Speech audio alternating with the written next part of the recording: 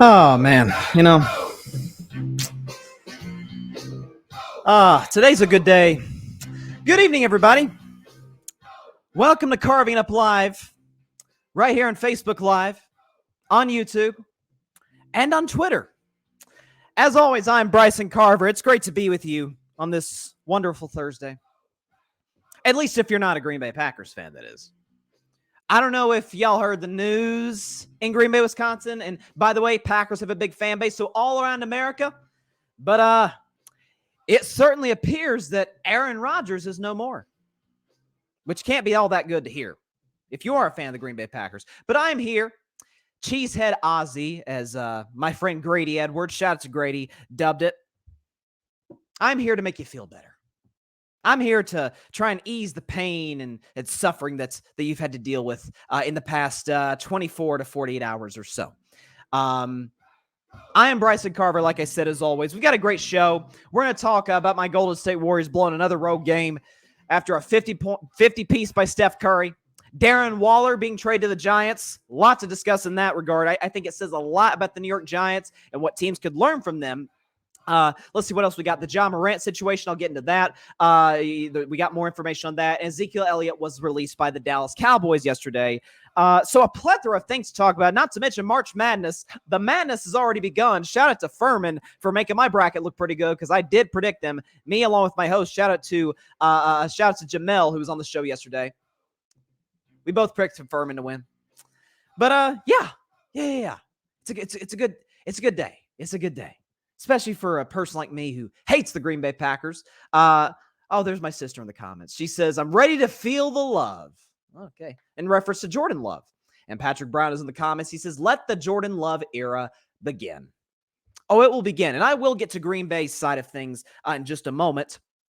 So before I do, let me take this off. Let's take the sunglasses off, the shades off for a minute, because I want to talk about the Jets aspect of it. But before I do, here's the official announcement. You might as well hear from the man himself, one Aaron Rodgers, announcing that he intends to play for the New York Jets. Take a listen. Here, I think since Friday, I made it clear that my intention was to play, and my intention was to play for the New York Jets. Okay. And I haven't been holding anything up at this point. It's been compensation that the Packers are trying to give. Packers would like to move on. They've let me know that in so many words. They've let other people know that in direct words.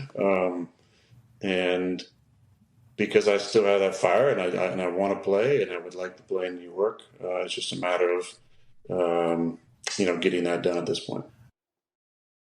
Okay, so according to Aaron Rodgers, he's going to play for the Jets in 2023, and the Packers essentially are just trying to finalize the compensation. Although the reports that we've read all week have insinuated that the deal's already done, the compensation, the terms of the trade have already been agreed to. It's just a matter of whether Aaron Rodgers wants to make his decision. So conflicting reports, who the heck knows what's going on? What we do know is that barring something crazy and unforeseen, which this is Aaron Rodgers we're talking about, so who knows? This trade appears to be done. We'll learn the compensation, the terms of a trade as time goes on. But Aaron Rodgers is going to be New York Jet in 2023. Now, I'm hearing a lot of Jets fans. I know two of them. Shout out to John Rivera, the Fan Perspective podcast. He's been begging the Jets to make this deal for Aaron Rodgers for a long time. Alfred Parsar Jr., maybe not as much as John Rivera has been, at least hoping for a franchise quarterback. You certainly got an upgraded Aaron Rodgers. He's a Jets fan, and he's got a podcast here called the Rocky Field Jets Podcast on the Grid. But I hate to be the bearer of bad tidings, but this does not guarantee the New York Jets are going to be a playoff team this season. I'll tell you why. A lot of Jets fans have made the case that, hey, we had a top 3 defense in the NFL, and that is absolutely true. Sauce Gardner was unbelievable. The undeniable Defensive Rookie of the Year. I'm shocked he didn't win unanimously because I never heard of anything about him winning that award unanimously. You've got obviously the brothers Quinn and Williams, his brother as well. Defensively, offensively, you've got a plethora of talent. Breece Hall should be coming back from an ACL tear, stronger than ever. It appears the Jets are going to make some moves, possibly in free agency, to shore up that offensive line. They've got a number 1 talent at wide receiver. Not to mention they've added Allen Lazard, which More on that in a second when I get to Aaron Rodgers individually. But they've added talent to the offensive side of the ball, and God knows they're set defensively. Here's the bad news. You play in one of the tougher divisions in the NFL. You play in a division where Josh Allen is the best quarterback among those 4 teams with the Buffalo Bills. The Bills, I think it's safe to say, are the best team. Certainly they've proven that over the last 3 to 4 years. The Miami Dolphins, while I have major questions about Tua Tagovailoa, and I don't buy him at all, I cannot deny that roster is really good. So my Tyreek Hill and Jalen Waddle. We'll see if they bring back Mike Gesicki. A drastically improved offensive line. Defensively, they've got a new coordinator in there, Vic Fangio, to try and sure things up, clean things up on that side of the ball. And Mike McDaniel it appears to be a pretty solid offensive coach. So Miami is looking up. The Patriots, they've had a decent offseason. Bill O'Brien, while I don't love the hire, he's a better hired offensive coordinator than Matt Patricia, who is a defensive coach. And they just added Juju Smith-Schuster.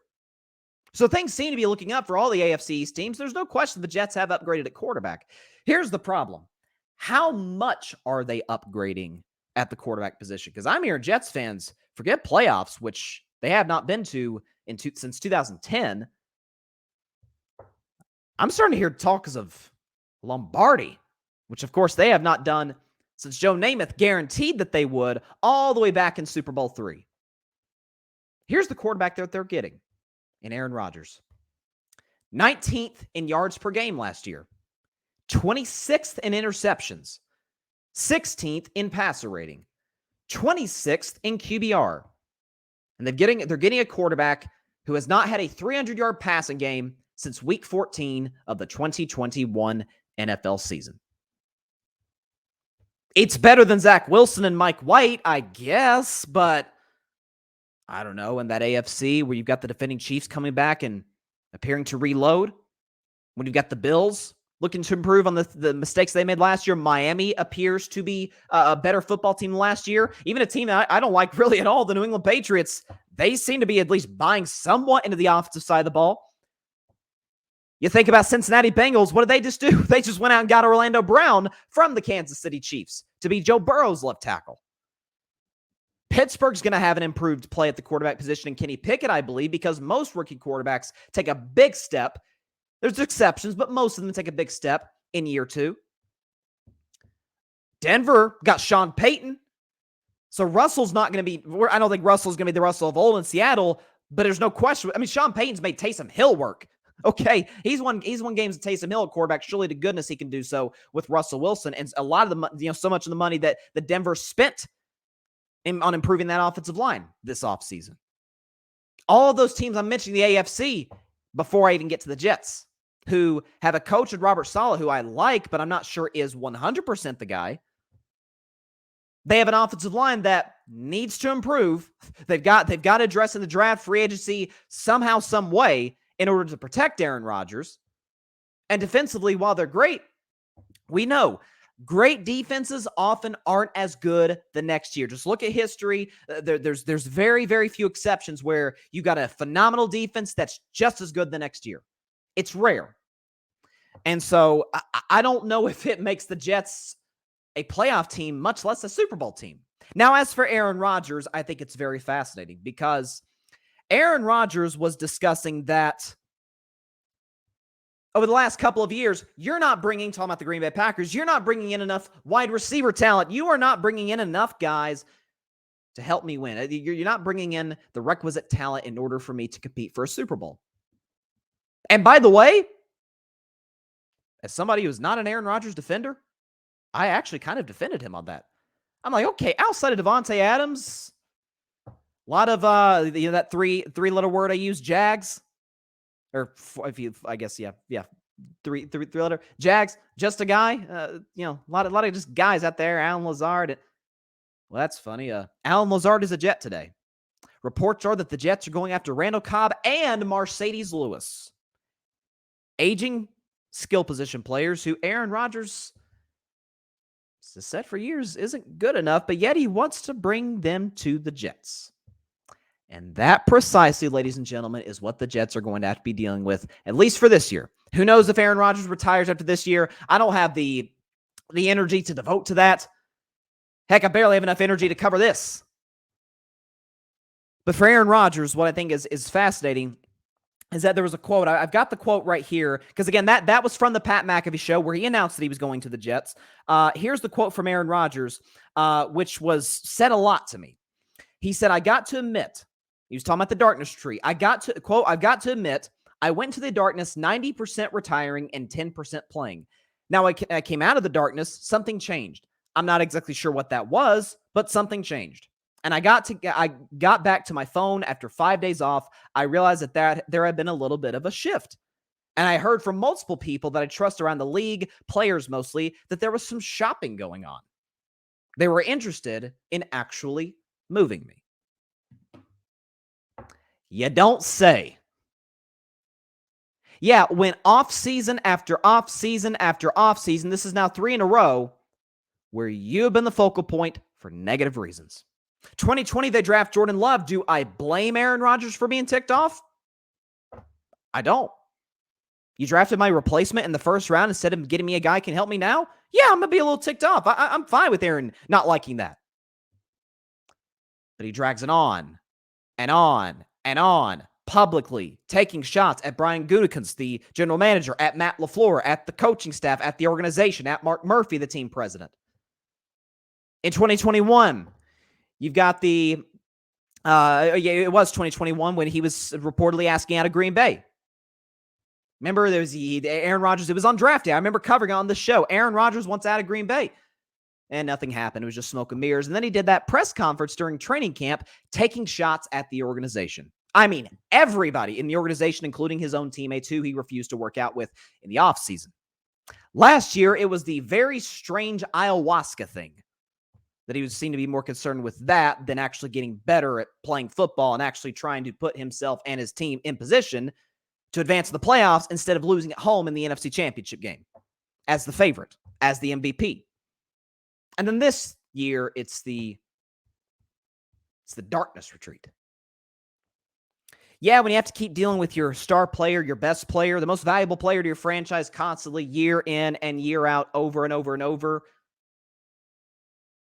being the focal point of attention for negative reasons off the field, not being committed to football while we're paying you in excess of $50 million. And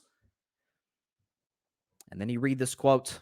There was some shopping going on that they were actually interested in moving me. Yeah, I would too. I don't blame him. Aaron Rodgers is a declining player. And notice this, the Packers put up, what do they call it? Production intolerance? They'll put up with you. Not just the Packers, any organization will put up with you if you produce. But when Aaron Rodgers declines rapidly, again, we will show the numbers, 19th in yards per game, 26th in interceptions, 16th in passer rating, 26th in QBR, and no 300-yard passing games, and you go 9-8, I'm sorry, you go 8-9, if I'm not mistaken, finish third in your division. Oh, and by the way, you lose what was in effect a playoff game to the Detroit Lions and scored 16 points against one of the worst defenses in professional football. The third consecutive year that you have lost a home game to end the season. They'll put up with you when you're winning MVPs. But when you're missing the playoffs, they're like, hey, we can do that with Jordan Love. What? I mean, why are we worrying about Aaron Rodgers? And we don't have to pay Jordan Love near what we have to pay Aaron Rodgers. So yeah, you don't say that they moved on from you, Aaron. To the Jets, I say, good luck. As the guy over the phone in Taken told Liam Neeson. Now, that guy didn't end very well for him, but you get the point. As for Green Bay, let's put the shades back on. Boy, you in trouble. Packers, you in trouble. So, Green Bay will now move on to Jordan Love, who they selected with their first-round pick in 2020. To Jordan Love's credit, he obviously did not play any games in 2020. He started one game in 2021 when Aaron Rodgers was out with COVID. I mean, he lied to the Packers, lied to the NFL about his vaccination status. Like I said, I want to be very clear. If players decide not to get vaccinated, I didn't have an issue with it. If you were honest about it, Aaron Rodgers was not. Jordan Love started that game against the Chiefs, didn't play very well. Packers only put up 7 points. He looked very overwhelmed at Arrowhead, which, in fairness to him, a lot of people do. A lot of quarterbacks do. And then last year, Aaron Rodgers gets injured second half against the Philadelphia Eagles, who we saw, waltz their way to the Super Bowl and came that close to winning it. Jordan Love actually looked pretty good. Was more efficient than Aaron, looked more mobile than Aaron. There was some real good stuff happening there in terms of the development you saw from this young quarterback. The bad news is for the Packers, though, the standard is not get to the playoffs. The standard is not, let's see the improvement from our young quarterback. Folks, Jordan Love is going into year 4. He's had 3 years to sit behind Aaron Rodgers. Sound familiar? When Aaron Rodgers sat 3 years behind Brett Favre? Yeah, here's the difference. Aaron Rodgers was predicted by some in the media to be the number 1 overall pick back in that 2005 draft. He was not. He slid all the way down to 25th, if I'm not mistaken. Alex Smith went number 1 to the Niners. Obviously, again, more motivation for Aaron Rodgers, and obviously he proved to be quite significantly a better quarterback than Alex Smith was, and Alex Smith had a good career, but Aaron Rodgers obviously is better. Jordan Love was never rumored to be the number 1 overall pick. They were talking about Burrow. They were talking about Tua. I was really high on Justin Herbert that year. And the Packers have weapons. Christian Watson, Romeo Doubs.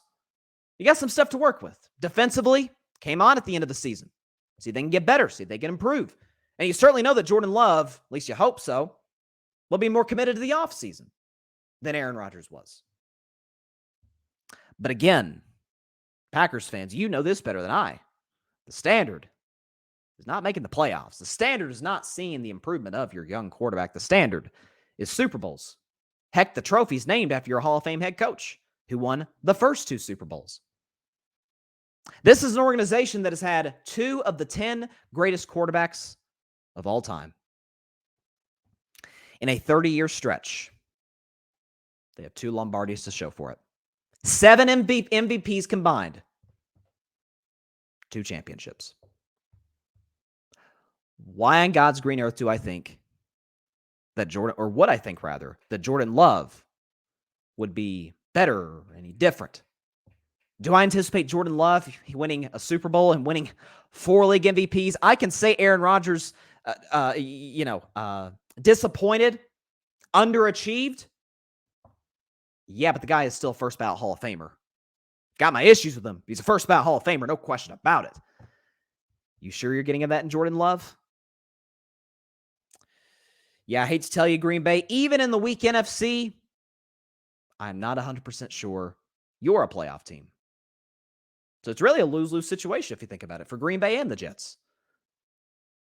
The Jets have to take on the problem that the Packers have been dealing with for years in terms of their commitment or lack thereof of the franchise quarterback. And the Packers are now stuck with a guy who they don't even know can play or not. Only time will tell. But like I said, Green Bay,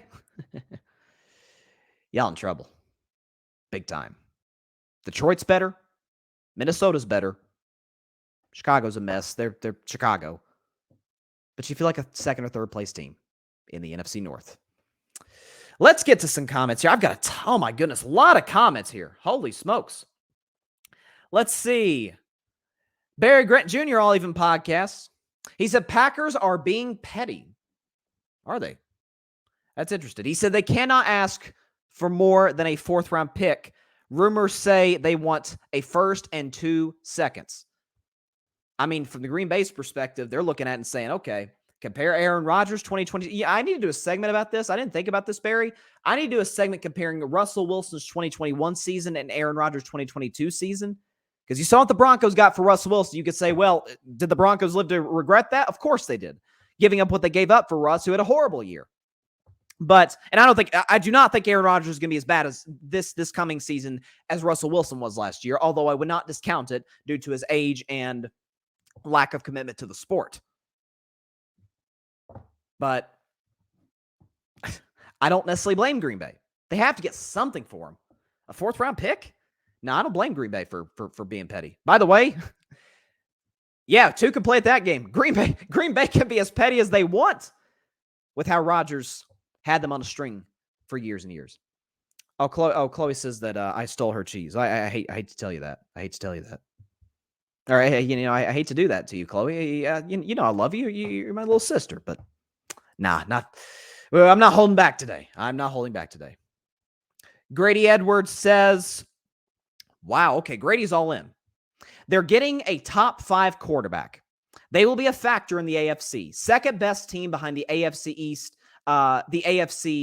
East, Buffalo, without a doubt. Let's just be honest. A-Rod is really goofy, but he balled out toward the end of the year. I'm going to have to push back. Well, let me finish your comment. He says, guy still has it. Just about his commitment. If we get a pissed off A-Rod, Jets got a shot in the AFC. Third or fourth best team, in my opinion. I will have to push back on you, Grady, when you say that the Aaron Rodgers balled out toward the end of the year. I got to disagree with that. If I can pull up the numbers from when Aaron Rodgers, and you say again, numbers don't tell the whole story, and you're right. But again, look at the final scores of these games and look at the teams that Green Bay played. Okay, so they went into that last stretch. What were they, 4-8? Yeah, they were 4-8 after they lost to Philadelphia. They played the Chicago Bears, who got the number 1 overall pick, and Aaron Rodgers had 182 yards passing, a touchdown, had a QBR of 50, a pass rating of 85. Solid. They scored 28 points. So yeah, it's solid. It's not, you're not going to go crazy over it, but it's a solid performance. Then they played the Los Angeles Rams, who won 5 games last year. Aaron Rodgers, 229 yards, a touchdown, a pick, QBR 0 to 100 of 37, a passer rating of 92. So, okay, but nothing to write home about, certainly against a Rams team that wasn't very good. Against the Miami Dolphins, Aaron Rodgers, 238 yards, a touchdown, a pick, QBR of 32, passer rating right in the middle at 78. Against the Minnesota Vikings, in a game, Green Bay scored 41 points. Aaron Rodgers was good. 159 yards, touchdown, QBR 41, passer rating's pretty good, 95. Good. But by the standards of a 4-time league MVP, not incredible. And then he had that last game against the Detroit Lions, in which Aaron Rodgers had 205 passing, a touchdown, a pick, QBR of 38, passer rating of 83. So he was a slightly above average quarterback the last 5 games this season. So I'm sorry, I love you, Grady, but I got to disagree with you when you say that when you say he balled out at the end of the year. Let's see. Barry says, Aaron Rodgers is money. Bryson tends to compare everyone to Brady. The Jets are ready-made and won big games last year with virtually no quarterback. Rodgers gets them to the playoffs, period. I don't think I'm even comparing Rodgers to Brady. I'm comparing Rodgers to Rodgers. Matter of fact, Barry, I have a rule on this show. Don't compare anybody to Tom Brady. One of my nicknames for Tom, I have many. We all know him as the GOAT, but my nickname for Tom Brady was the great outlier. Like, don't compare 40-year-old quarterbacks to him. And I'm not.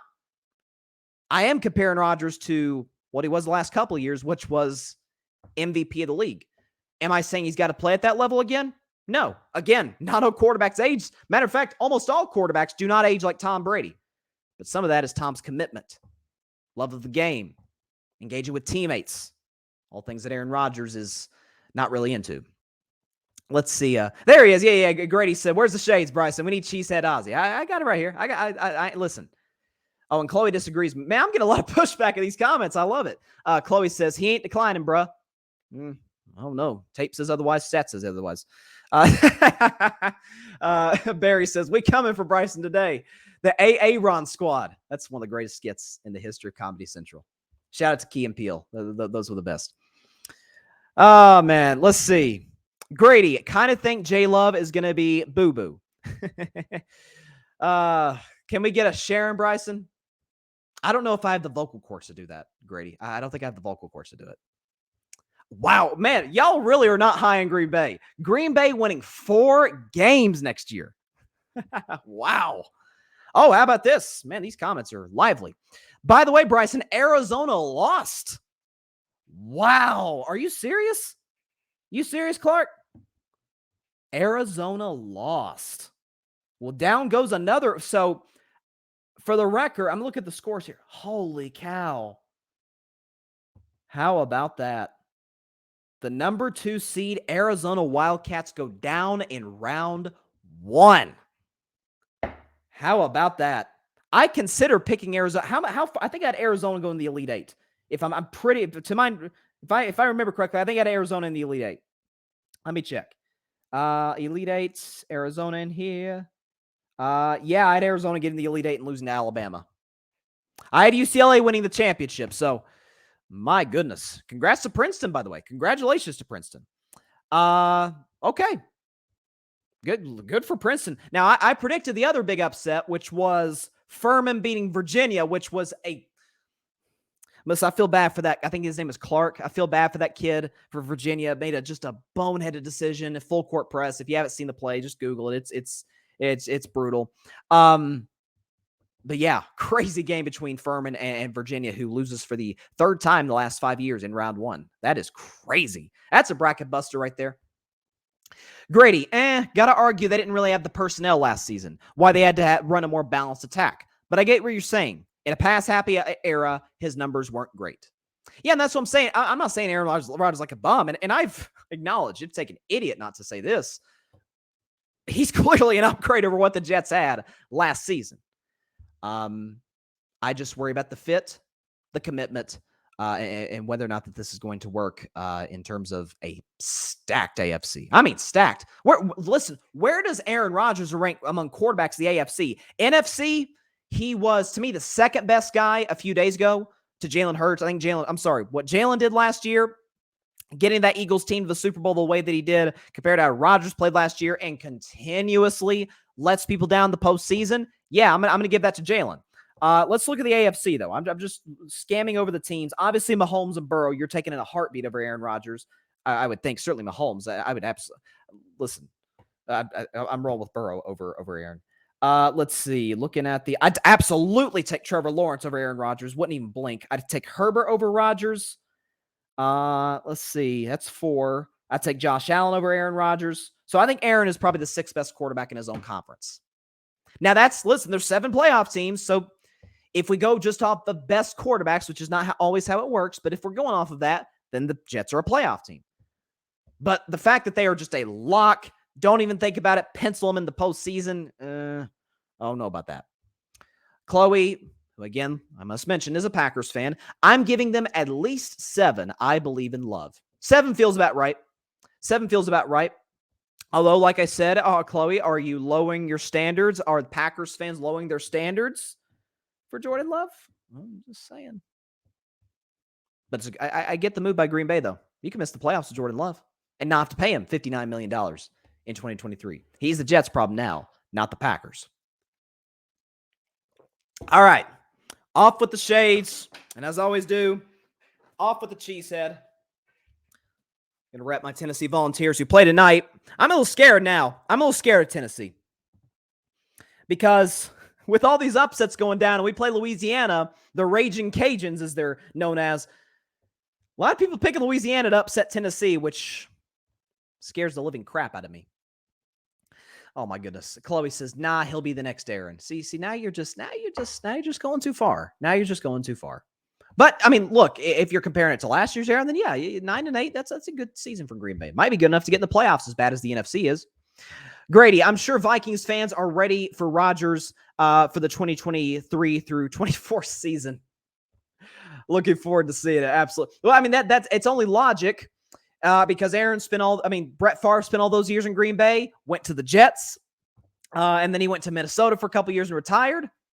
Now, there was multiple retirements in there as well. Aaron has yet to officially retire the first time, so there's that little bit of a difference. But yeah, you're right, Grady. I guess after this season, if Kirk Cousins leaves into the playoffs, performs badly in the playoffs again, then Aaron Rodgers is going to Minnesota for a couple of years. I mean, look, their careers almost directly parallel one another. Multiple MVPs, only one Super Bowl, underachieving in the playoffs, but still putting up incredible numbers. I mean, it makes sense. Chloe, it's the Packer fan in me. I can't help it. I'll cut you some slack there, Chloe. I love you.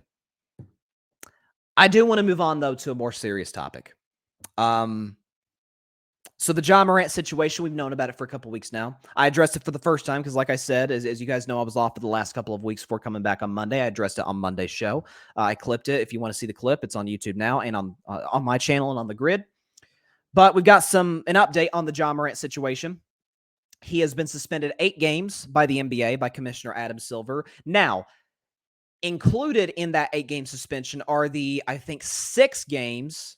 Yeah, the 6 games that he missed up to this point where the Grizzlies suspended him. So those 6 games count, which I think is a little weird.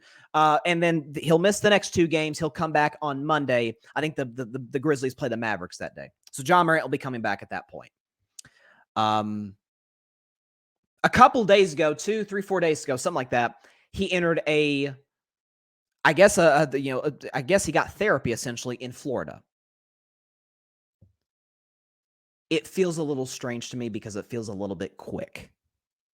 Keep in mind, it's not even been a full 2 weeks since the incident in Denver, Colorado, in which Ja Morant was on IG Live flashing a gun. And less than 2 weeks later, he's taken time off. Entered the Florida facility. I don't know if it's a facility, but went to Florida to address these issues this week, and he's already back. Am I doubting the sincerity of Ja Morant? No, because I don't have any grounds to do that. Again, like I made very clear on Monday's show, you guys know how I feel about the Grizzlies. I cannot stand them. But I am pulling hard for Ja Morant because he is one of the most talented players in the NBA. He's got star power. He's got star quality. I do not want to see him waste his career, waste everything he's worked so hard for an image to maintain, for an image that he's trying to maintain that, like I said, I don't think really is him. But it feels rushed. Now, he did an interview with Jalen Rose just yesterday. Jalen Rose, former NBA player, works for ESPN now, did an interview with Jalen Rose. I mean, to me, this is how I interpreted it. He said all the right things. He seemed contrite. He seemed remorseful. And again, only time will tell if that is truly the case, because as we always say, actions speak louder than words. Don't talk about it, be about it. And so again, it's up to us to give Ja Morant the space that he needs in order to do that.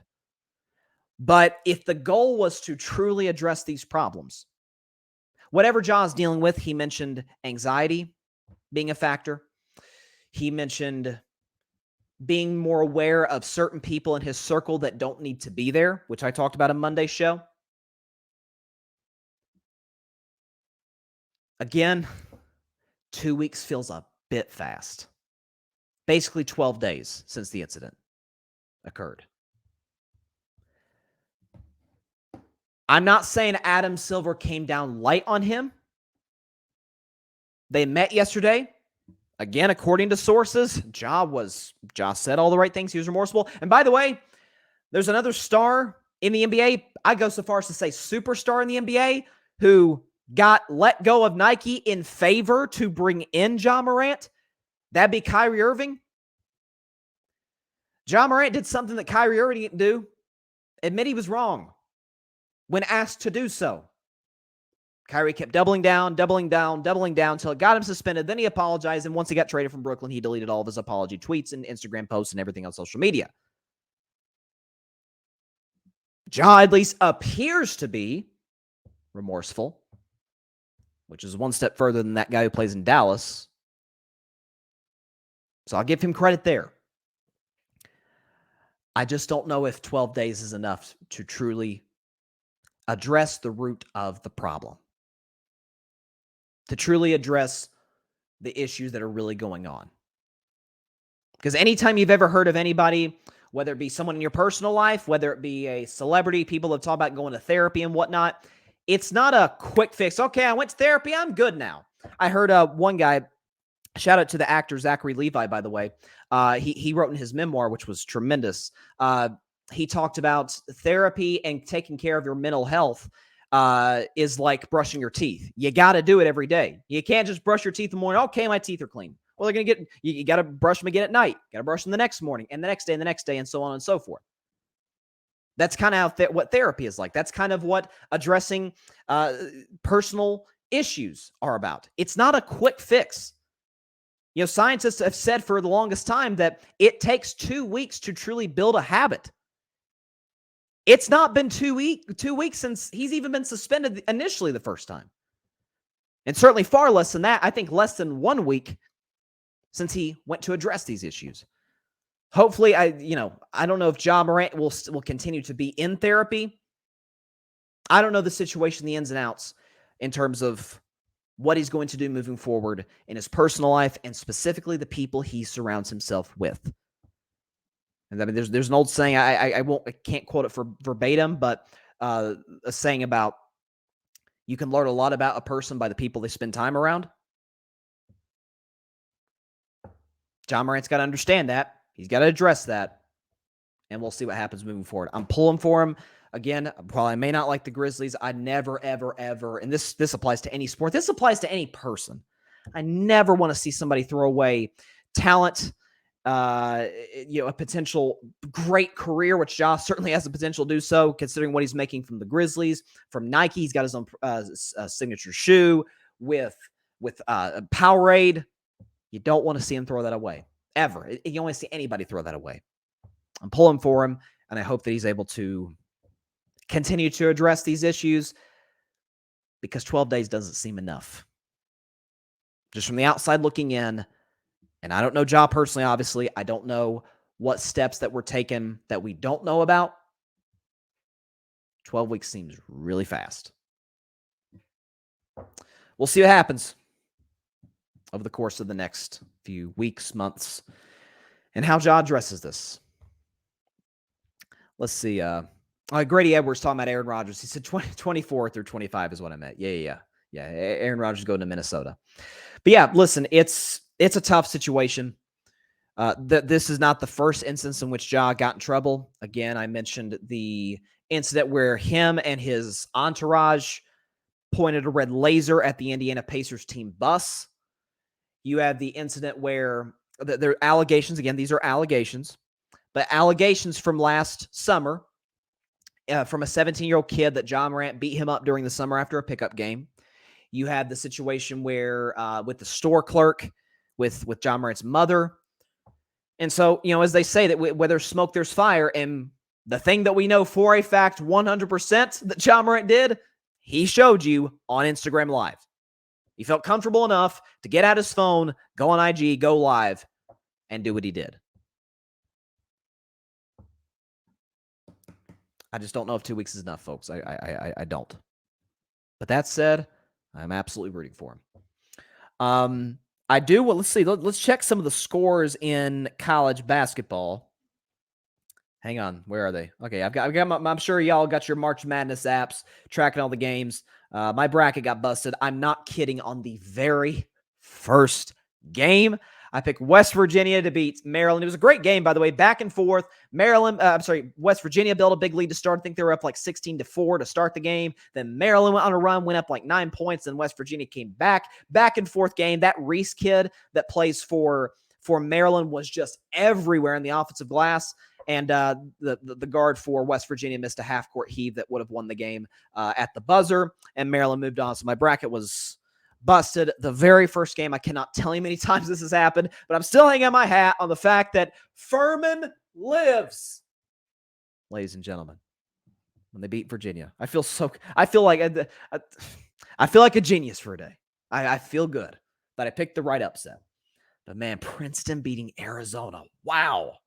But you know what's something that's interesting? And I was talking about this with Jamel yesterday. Jamel Crothers, who was on the Carving It Up Live March Madness 2023 show. If you haven't seen it, please go check it out. But he's a college basketball aficionado, which is why I want to have him on the show. And he made the great point that oftentimes you see these teams that lose in their conference tournaments. You see them come back. Like if they lose early, if they lose in like the semifinals, that bitter taste, they're like, oh, okay, this is just a piece of what losing in the big dance is like. And they address their flaws, their problems. They tighten up on some certain things. They button up. And they go on with some of these runs. They get to the Elite Eight, or in some cases, the Final Four. Arizona's kind of like the reverse of that. And I was telling them, like, you learn. I agree with him. You learn more from losses than from wins oftentimes. And so, a loss hurts a heck of a lot more than a win is exciting. At least that's how I feel. That's how a lot of athletes feel, coaches, fans. Arizona's like the reverse. They won the Pac-12 championship by only 2 points against UCLA, a UCLA team, which, by the way, was my pick to win it all. Does UCLA play tonight, by the way? They do. They play University of North Carolina, Asheville. Okay, that game's at 10:05 Eastern.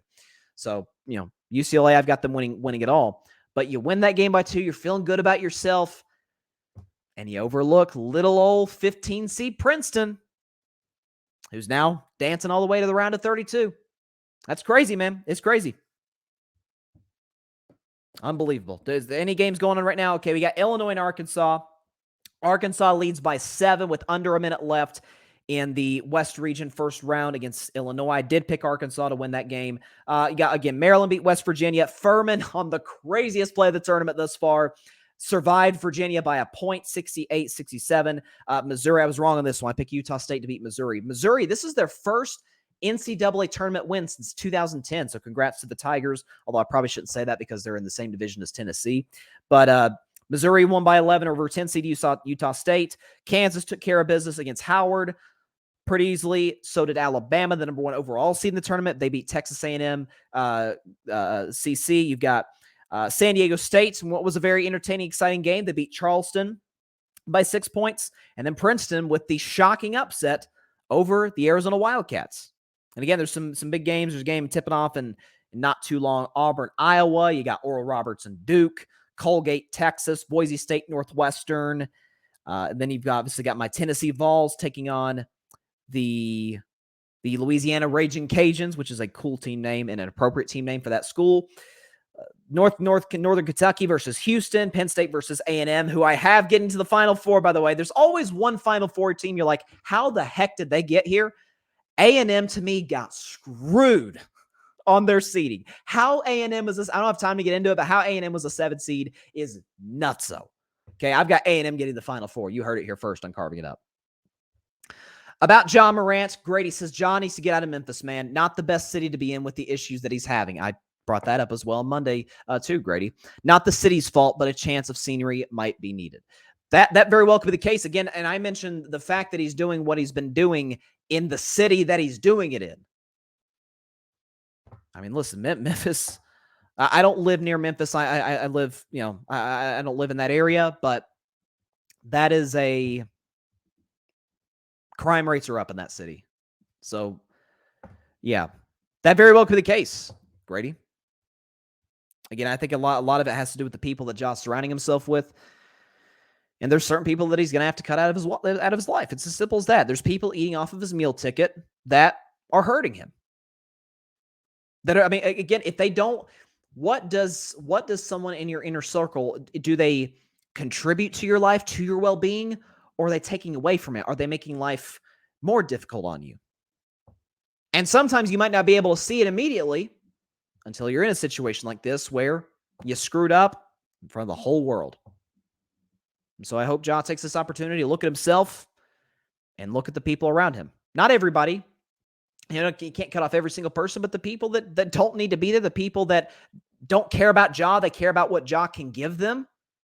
He's going to need to eliminate those people out of his life. He's going to need to cut them out of his inner circle and replace them with people that do care. Or don't widen the circle. Do what LeBron did. You've got your guys. You've got your Maverick Carters of the world, your Rich Pauls of the world. Ride with those guys and look what they've become. They've become an empire, basically. I mean, Rich Paul is the power agent of the NBA with Clutch Sports. Maverick Carter is the business manager that everybody goes to, all the players go to. It's because LeBron knew he's got an opportunity to lift good people who have big dreams out of Akron, Ohio, and look what they are now. So I'm pulling for Ja. Again, Arkansas leads now by 8 with 37 seconds left, so it looks like the Razorbacks are going to advance to the round of 32. So the SEC is doing good. Arkansas won, Missouri won, Alabama won. Hoping that my Vols don't screw it up. I had Tennessee, by the way, getting to the Sweet 16 for those that didn't watch the show yesterday and lose to Purdue. Am I confident in a potential matchup with Duke in the round of 32? No, that's why I'm pulling for Oral Roberts. I picked Duke to win, but I'm pulling for Oral Roberts. Even though they did make their own run to the Sweet 16 a couple of years ago. So, cross my fingers. Sweet 16, and I'll be satisfied. It always sucks to lose, but I'll be satisfied. Anything before that would be a major, major disappointment. Okay, moving on. What do we got next? Oh, Darren Waller. Darren Waller got traded a couple of days ago by the Las Vegas Raiders to the New York Giants. I think the Raiders got a third-round pick out of him. We know Darren Waller is obviously one of the premier tight ends in the league when healthy. Again, key word, when he's healthy, when he's on the field, when he can contribute. But when he is, he had a great connection, great rapport with Derek Carr. But here's what I love about this trade from the Giants aspect. The Raiders, I'm not real sure what they were doing. I'm not sure. Again, Jimmy Garoppolo, we know he's a guy who kind of needs all the help he can get. Again, I said he's a low-end starter, high-end backup. I don't know why you take a weapon away from him.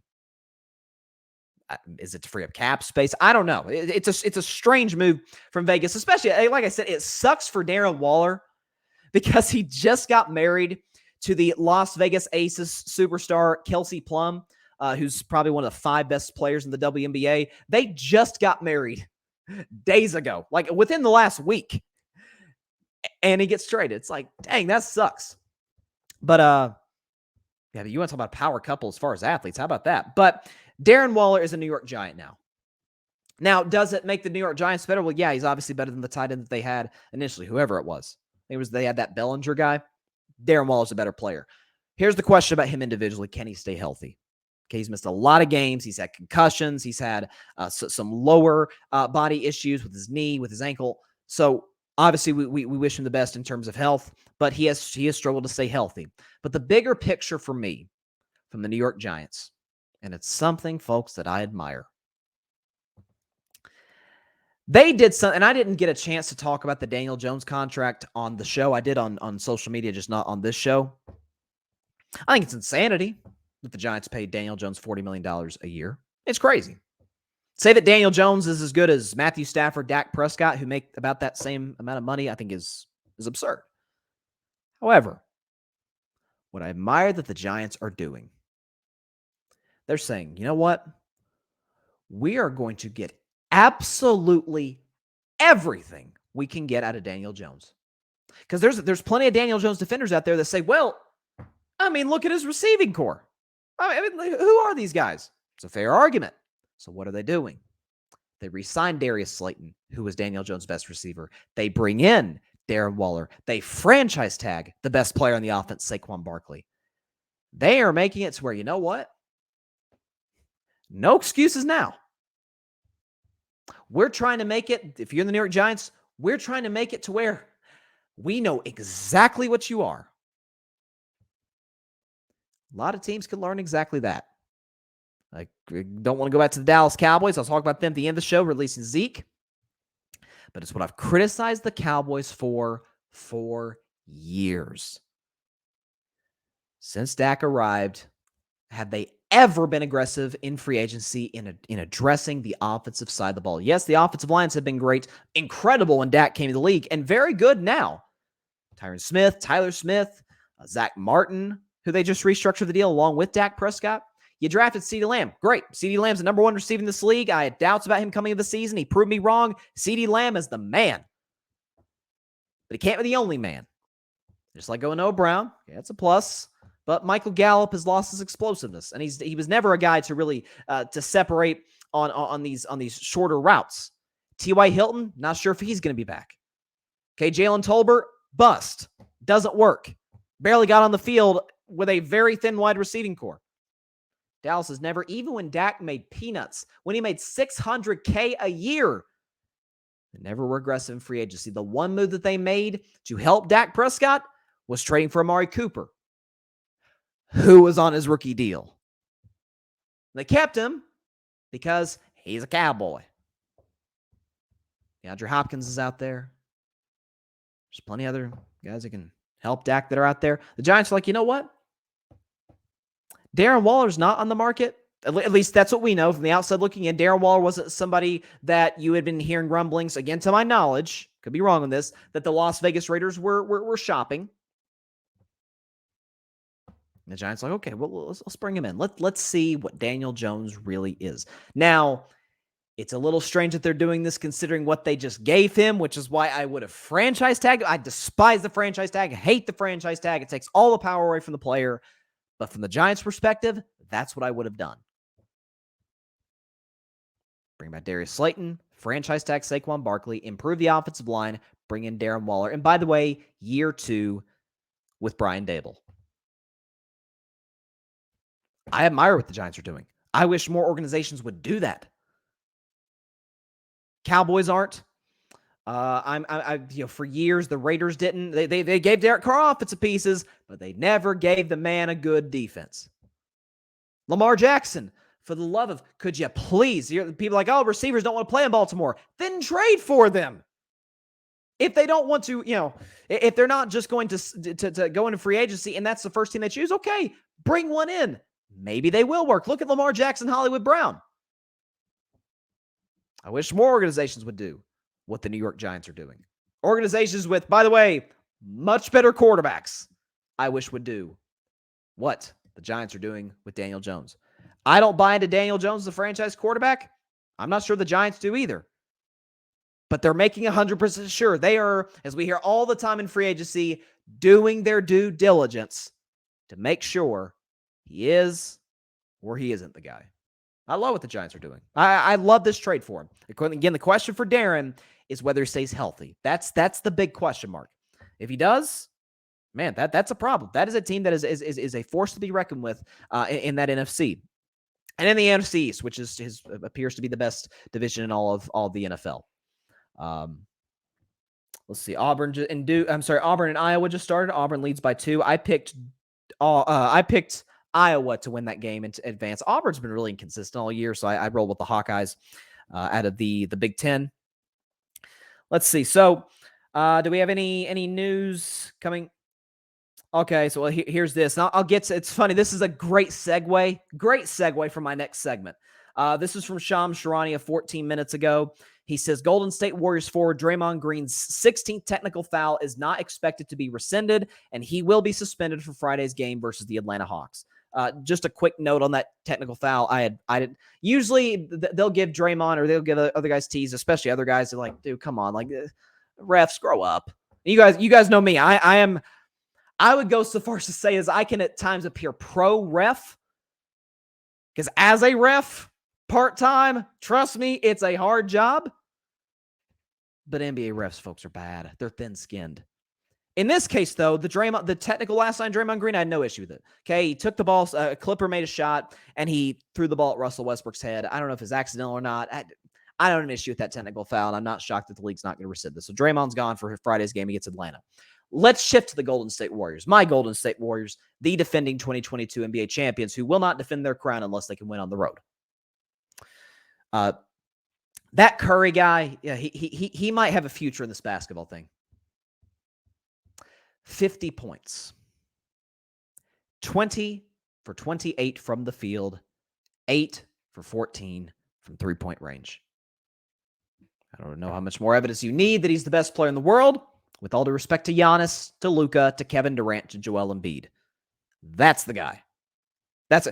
He's averaging 36 and 6 on 50% from the field, not even 40% from 3, 44% from 3, and 90%, I think 91% to be exact, from the free throw line.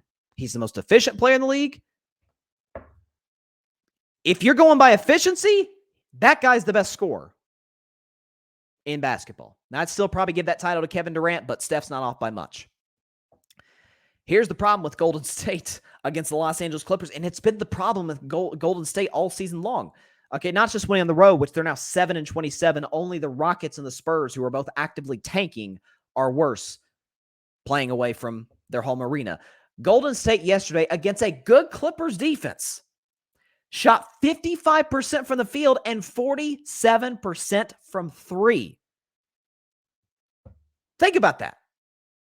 They made over half their shots and almost half their three-pointers. They scored 126 points, but they gave up 134. 134 points. You're not going to win a whole lot of basketball games giving up that amount. Kawhi Leonard did his thing. I think he had 20. No, I'm sorry. Kawhi had 30. Paul George chipped in. It was an inefficient 24, but albeit 24. Zubas gave you 19. He killed us in the offensive glass. Credit where it is due to Russell Westbrook. You guys know I've been critical of him, but Russ had a big game. Russ had 15, but to me, where he was most impactful was in the offensive glass. He was just flying in, grabbing offensive rebounds and creating second shots for the Clippers, in which they often cashed in, particularly Eric Gordon, who was on a heater last night. I don't know what got into him, but listen, Eric Gordon's always been a great shooter, but man, he got going in that third quarter. And what did he finish with?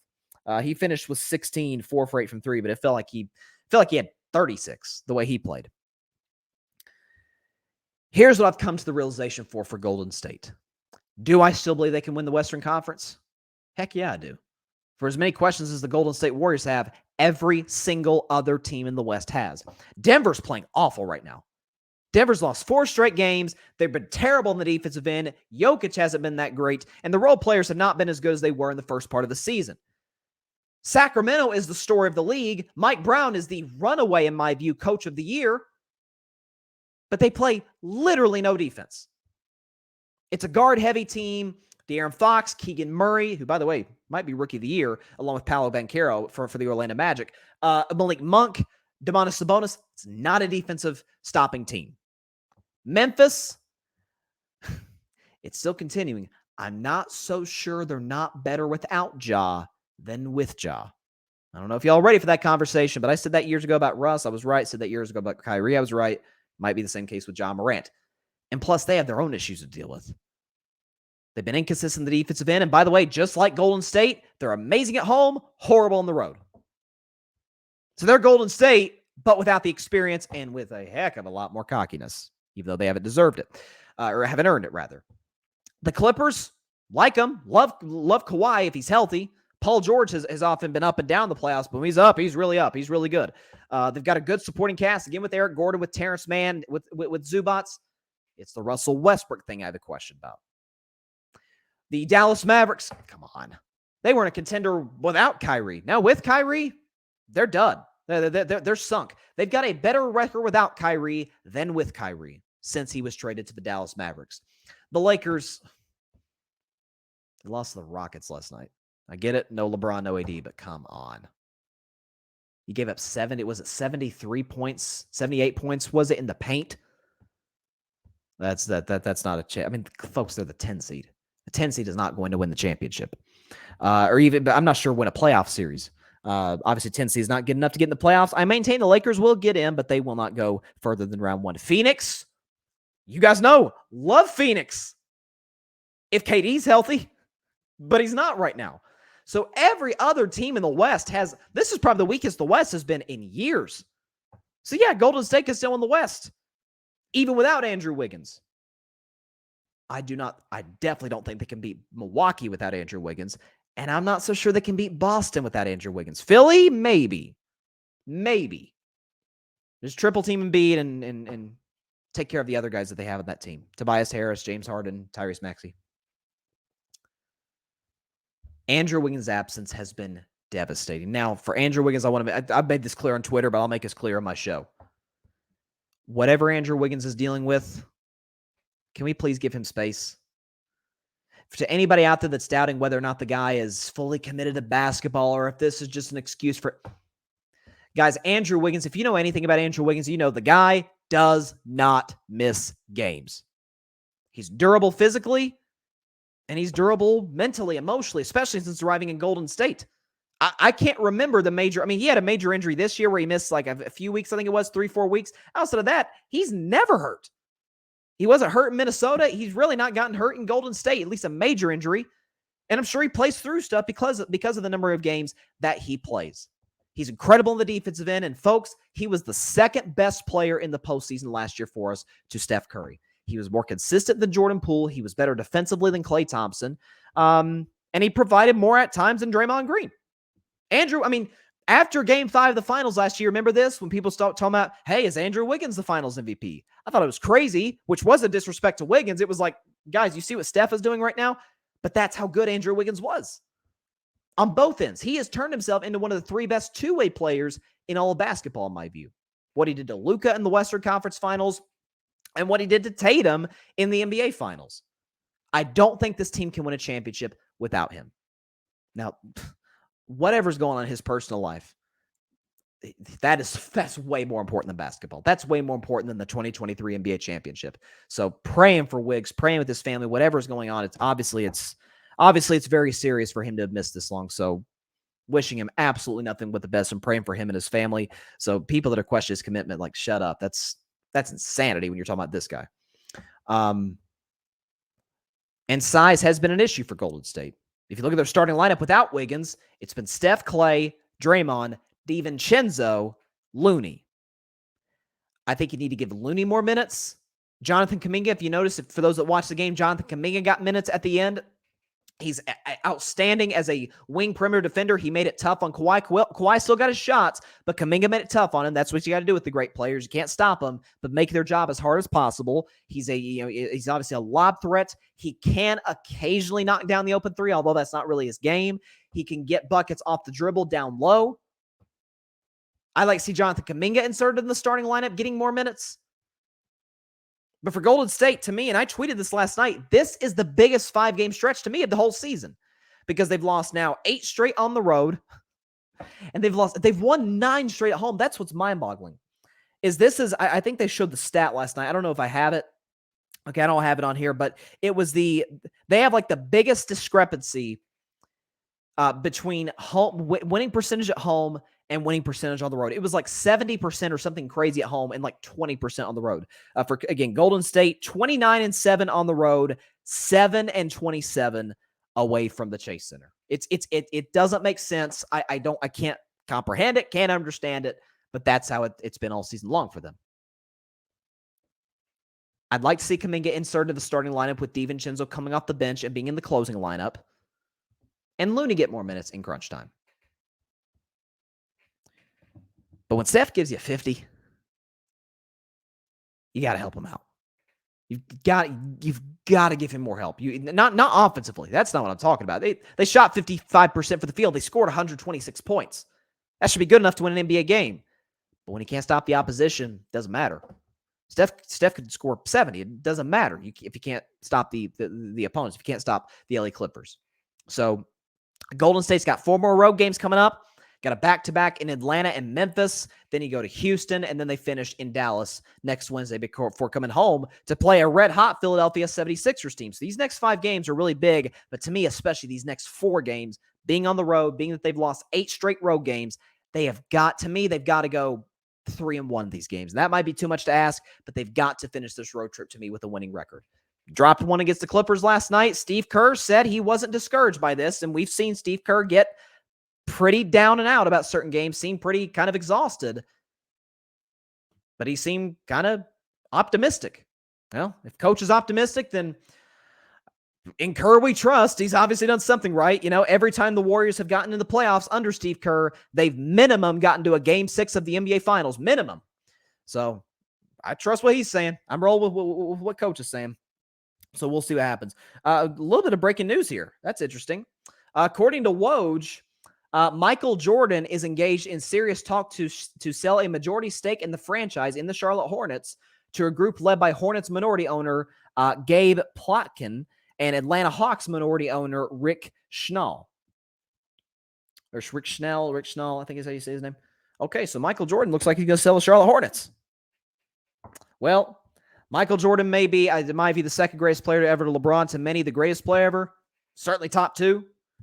Dude is a horrible owner. love Michael. Horrible owner. So this would be one of the best things that's ever happened to the Charlotte Hornets. And no offense to Charlotte, not a lot of big things have happened. Yeah. There's Patrick Brown's comment. He says, developing story, Michael Jordan is in serious talks to sell majority stakes of the Charlotte Hornets via Woj. Yeah, a lot of Hornets fans have been calling for him to do this for a long time. So they're getting their wish of Michael selling the team. So I guess he decided that team ownership thing is just not his thing. But outside of that, he's kicked butt in business. No question about it. If nothing else, Jordan Brand is going to be selling for a long time. Jordan is still outselling by a mile LeBron and KD and Steph and all these guys, all these great players who have, very well-known signature shoe lines, and Michael still blows them all out of the water. So yeah, do I think Golden State can win the West? Yes. Can they win the finals without Andrew Wiggins? I don't think so. Now, if Wicks comes back, by the way, Gary Payton's going to be coming back in the next 2 to 3 weeks. We're good. I think he's going to be reevaluated in like 1 week, Gary Payton is. So he's pretty close to his return. But you've got to be better on the defensive end of the floor. I mean, I think there was a stat, by the way. The Warriors are 3rd best in the NBA in defensive efficiency at home. 3rd worst on the road. which is crazy because in any sport, baseball, they say it's pitching, and then basketball and football, it's defense. Defense travels, or in the case of baseball, pitching travels. Offense don't always travel. It depends on the conditions. The Colorado Rockies hit a lot of bombs at Coors Field, maybe not going to hit as many at Dodger Stadium because the altitude difference, obviously.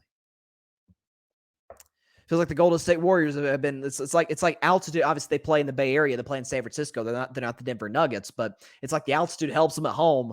It's like a big advantage, and then on the road, they can't deal with it. It's one of the most confusing things that I've ever seen in my time watching sports or covering sports on this show. I don't think I've ever seen anything like it, because this is an organization too.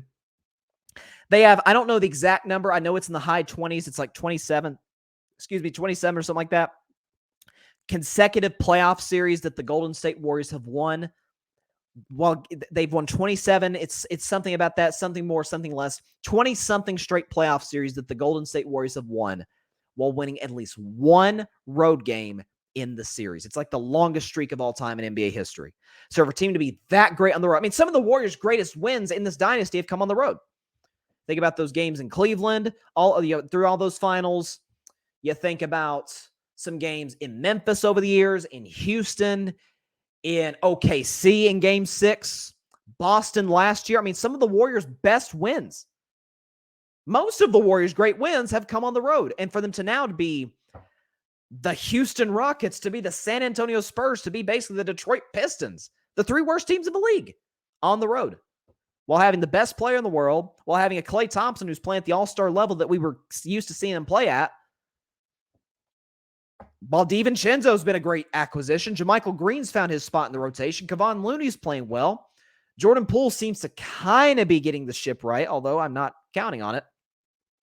It's strange. It is one of the weirdest things that I've ever seen.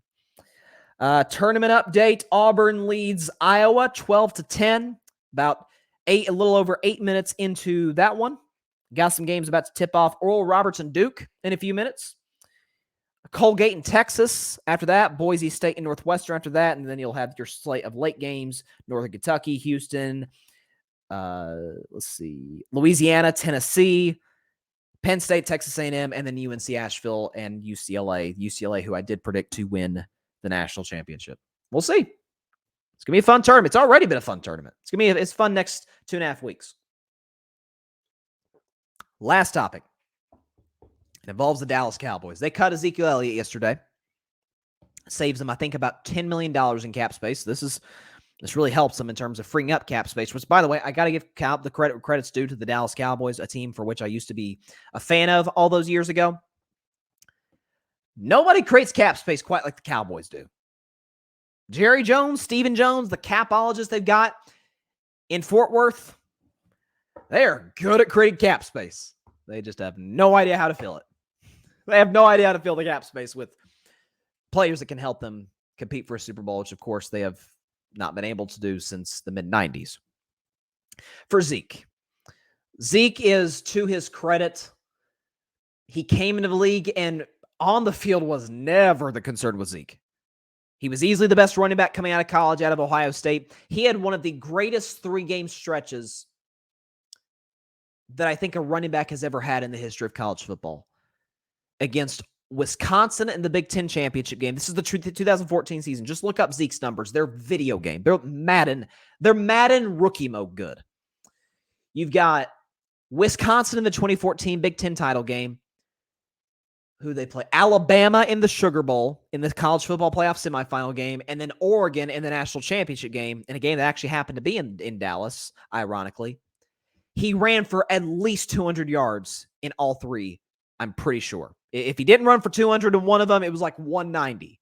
I mean, it was incredible what this guy was able to do. He could catch out of the backfield, could run in between the tackles, could bounce off of tackles, loved yards after contact, had a little bit of burst back in the day. And we saw that sort of fade as time went on. The question for Ezekiel Elliott when he came into the league was never on the field. Off the field, though, there were some serious maturity issues. Okay, don't have time to get into those today. But as time went on, to Zeke's credit, he's a totally different dude now. He became a leader in the Cowboys locker room, a guy that the young players looked up to, respected. Cowboys coaches talked glowingly about him as time went on. And again, it goes to show you, listen, people can change. People can get better. People can learn from their mistakes. That's what I'm referring to when I was talking about Ja Morant earlier and on Monday's show. Ja can improve. Zeke improved. So I certainly hope that for Ja. But back to Zeke. It's the production on the field that dipped for Ezekiel Elliott. Because, again, you talk about a guy who first 3 years in the league, 2 out of those 3, he won the rushing title. And the year in between, the year he didn't win the rushing title, 2017, he was suspended 6 games, but led the league in yards per carry. So even the year he didn't lead the league in rushing because of the 6-game suspension, he was still as productive as they came. The problem was yards per carry went down virtually every single year. 11.3 yards per carry his rookie year, went down to 10.3, went down to 7.4, came up to 7.8, went down to 6.5, to 6.1, to 5.4. It just didn't work anymore. Not to mention, I'm sorry, that's receiving. I'm so sorry. That's receiving. My bad. Rushing. My bad. He didn't average 11 yards a carry. That's crazy. That's my bad. No. Ezekiel Elliott's yards per carry went down every single year. From his rookie year to last season. 5.1, 4.1, went up to 4.7, to 4.5, to 4.0, to 4.2, to 3.8. Just didn't work after a while. I mean, last year he averaged 67 yards a game. He did not have a single 100-yard rushing game. And that's fine if he wasn't the biggest cap hit among running backs in the NFL. We know that deal he signed in 2019 made him the highest paid running back in football at the time, which I think was surpassed by Christian McCaffrey. Christian McCaffrey's still productive to this day. Zeke, he's a third down back. He's a goal line back. But he's not a quarterback, turn around, give him the ball on 1st and 10 and let him get 5 yards. That was Tony Pollard, who showed more explosiveness, could catch the ball in the backfield and get more yards more efficiently and more effectively than Zeke. And frankly, after a while, Tony Pollard looked like he was better at getting out, bouncing off of tackles, running between the tackles than Ezekiel Elliott was. So I think this was the only right move the Cowboys could make. Yeah, listen, for a fan base, which, by the way, I've never had an issue with Cowboys fans. I think it's one of the most loyal fan bases in all of professional sports, considering what they've dealt with. It sucks to see one of the faces of the franchise over the past 7 years get cut. But it's a move that had to be made. The production wasn't there, and the production wasn't coming anywhere near matching the salary. Zeke will get picked up by somebody. I know Houston was interested. I hope for Zeke's sake, I hope he don't go to Houston. I know Buffalo, there's some rumors, hey, Buffalo might pick him up. That'd be okay. I mean, I guess it's an upgrade for Devin Singletary, but I could see the Buffalo Bills going out and getting Ezekiel Elliott. Somebody will pick him up. Maybe Denver, who knows? But this is not something that was going to work long-term in Dallas, considering the money that he was making. By the way, it saves the Cowboys money in cap space. Now, will they do anything with that cap space? Probably not, because they're the Cowboys, and Jerry Jones tends to be on more of the conservative side in terms of going out and getting big-name free agents. To their credit, they got Stephon Gilmore, but Dak can't throw the ball to Stephon Gilmore. It's not, Stephon Gilmore doesn't catch passes for a living. We'll see. But I do think it's the right move for the Cowboys. I do think this is sort of an addition by subtraction type of move. But I do wish Zeke the very best. Hope he signs with a contender, has an opportunity to play on more good teams in the future. Last March Madness update of the show. Let's see. Oral Roberts and Duke literally just tipped off about a minute and a half ago, so about to go watch that game. Auburn, Iowa. It's been close throughout. 16-12. Auburn. 9 minutes left in the first half. So we got we still got, including the 2 that's going to be played today, we've got 8 games left today, and we got 16 more tomorrow. 16 more tomorrow, and then we'll move into the round of 32, which should be very, very exciting. All right, that is all the time we have for today's show. Appreciate everybody stopping by. As always, be sure to catch Carving Up Live tomorrow at 6 p.m. Eastern, 3 p.m. Pacific time on Facebook Live, YouTube, and be sure Facebook Live, YouTube, and Twitter. And be sure to like, share, comment, and take 2 seconds out of your day. Hit that big red subscribe button. Helps the channel grow exponentially. And be sure to go subscribe to the Grid Network. That is GRYD, the Grid Podcast Network on YouTube, which is where you can find my show. You can find Barry's show. You saw him in the comment section today. All Even Podcast. Check out his show on the grid. You've got Patrick Brown. You saw him in the comments. Chaotic Sports Podcast and the Lakers, the Forum Podcast, which is a Lakers podcast, which will be coming out very, very soon. Be sure to be on the lookout for that. We've got anybody else on the grid commented on the show today? I don't think so. No more grid teammates. No grid teammates comments today. But Alfred Parsard Jr. Metropolitan Report. Great baseball podcast. I know the Mets were dealt a brutal blow yesterday. Edwin Diaz went down. Probably, I don't think it was an ACL tear. It was some kind of knee injury that's going to keep him out all of the season, which just sucks for the Mets. I'd listen. I know both Alfred and Barry, both Mets fans, were just crushed by that, which I don't blame them because he's one of the better closers in the league. And we won't get to hear the trumpets this year, which just sucks. But Mets podcast, Metropolitan Report. Check out Alfred Parsard Jr.'s podcast there. Parnell, be sure to check out his new podcast, the Commander's Demand Podcast. New episodes going to be coming out, I think, on Saturday. So be sure to check his stuff out. Great guy, great show, the Commander's Demand Podcast. That's all of them. The Cowboys Camp Fan podcast as well. They're putting out some great content lately covering the Cowboys offseason, which has been newsworthy. No question about it. Got Stephon Gilmore, released Zeke. So we shall see how it progresses. And you re-signed Leighton Vander Esch and Donovan Wilson. So a solid offseason thus far for the Dallas Cowboys, and we will see how it continues to progress. Have a great evening, everybody. I'm going to go keep watching some March Madness. I'm sure some of you out there will do the same as well. Be sure to stay safe out there. Take care of your physical as well as your mental health. God bless you all. Peace out. I got to watch some basketball. Thanks so much for watching the show on YouTube. Be sure to click that big red subscribe button and go check out the other clips and full shows of Carving It Up Live. Have a blessed day.